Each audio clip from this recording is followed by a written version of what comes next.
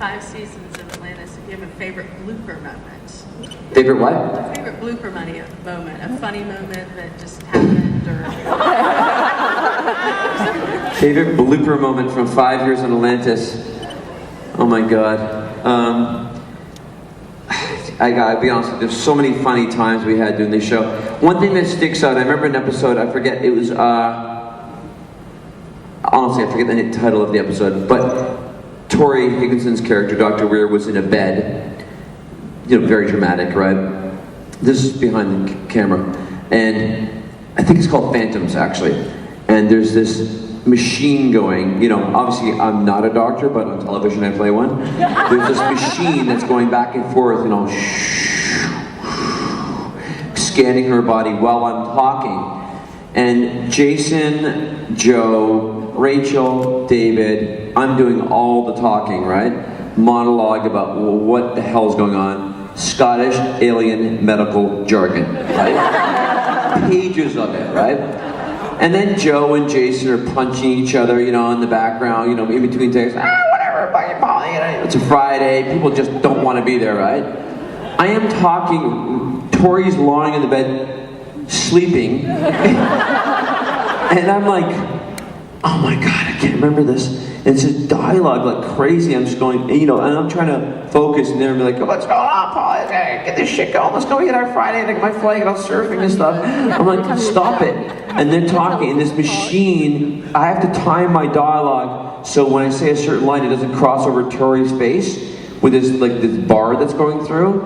And that's the only thing they're really worried about. Not really what I'm saying, you know, but this. So I'm doing, you know, that's a good foot going saying, I can't believe what you're going, you know, blah, blah, blah, blah, blah, blah, you know, and this thing's like, cut. I'm like, why? Well, the bar passed Tori's, I finally got it out once, right, you know?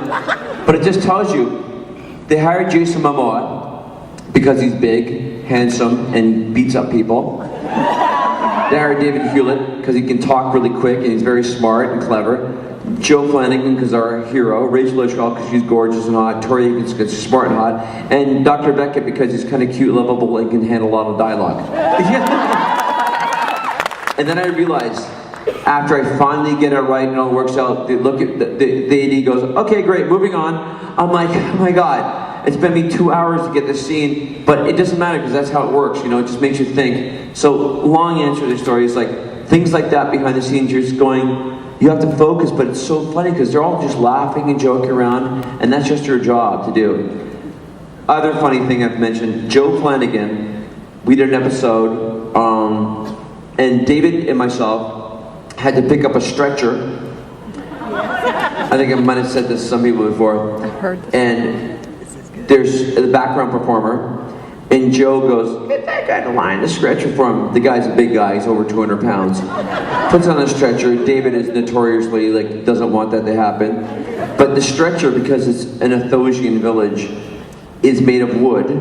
So it's these handles, but the wood is like, you know, normally you can get your hands around it, but it's like huge, so you can barely get your arms around it. And this guy's in the stretcher, so for continuity purposes, he always has to be in the stretcher. So the entire day we're carrying this guy. Of course, Beckett has a giant backpack on. And Joe Flanagan, throughout the day, is putting rocks in it. I am pouring sweat. And he keeps on coming up to me and goes, Pie, buddy, you're all right. You're sweating like a dog.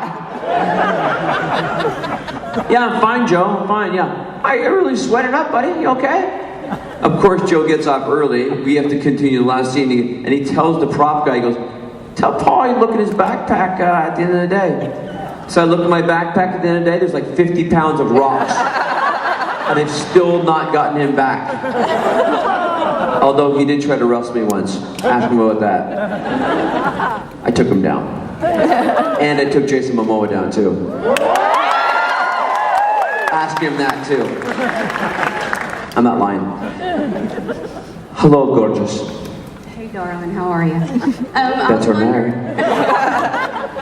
I was wondering if you were going to keep Wexford Southern, because he was before, and I was wondering if he still is. Can you speak a little louder? Sorry. I was wondering if you were going to keep Wexford from Sanctuary Southern, because he was before. I was wondering if he still is. Wexford is back on Sanctuary, which is a really, thank you. They invited me back to play the character. I do the last 2 episodes of this season, and I finish off the season finale with Wexford. And it's a very interesting twist for the character. So great to be back on the show, working with Amanda. Very heavy episodes for Wexford, and we'll see where it goes because he ends up, I don't want to say too much, but it's really cool. I'm a lizard, sort of, which is uncomfortable. We had a heat wave in Vancouver, which we don't normally have. And I remember at one point in time during the day after I'm having my lunch, my face started sweating off. And I could feel this mask all over me, and I'm trying to eat. And it's just horrible, you know, you're eating this, you know, and trying to, he goes, okay, the guys that do the makeup are awesome. There were Todd Masters, Holland, and Harlow, these 2 guys that do the makeup. It takes 3.5 hours to put on. I have like a lizard face with scales. Basically, when I first initially do it, it's like, think about a bowl of icing, stick your face in it and pull out. That's what it looks like. It's a dripping icing. And then they do this crazy makeup on it. And I sleep in the chair, or try to. But it's a really cool character. They've changed him a little bit from the webisodes initially. I'm really happy to be back on the show, so we'll see what happens. I really hope it gets picked up because, you know, Martin Wood and Amanda Tapping obviously was awesome. And Damien Kindler have done a great job with the show, so check out at Sanctuary this season. It's going to be really, really cool. I'm excited to be part of it. Thank you. Hello, sir. Howdy. Do you like Ren and Stimpy? So like Ren and Stimpy? Yeah, the cartoon. Who doesn't? Amen, brother. Amen, my friend. Where are you from?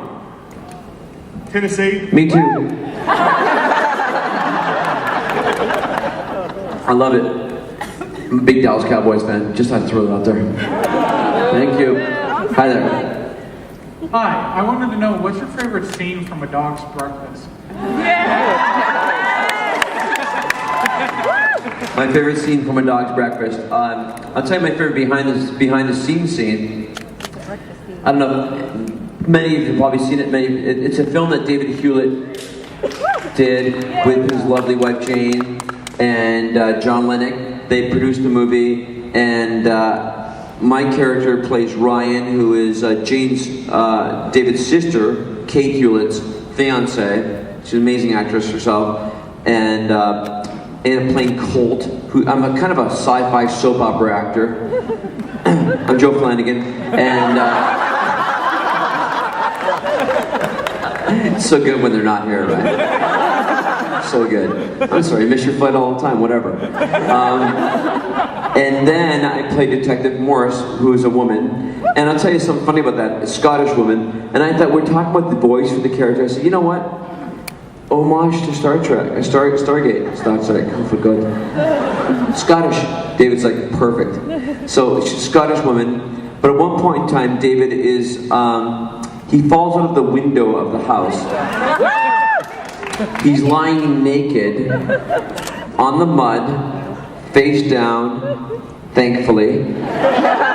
Soap suds all over his butt. I'm standing dressed as a woman, shaved my legs to the part. You guys are amazing, by the way. Can't walk in heels. I have a full-on bra, everything. And I'm looking at David, I have a wig on. I think I look hot, but I don't. I look at David, pouring rain, and the camera guy goes, "We got to change the lens." Problem with the film. I'm like, okay, great. Just don't move. So I have an umbrella, holding the umbrella for myself and David, who's dying on his stomach, looking at me, like right there.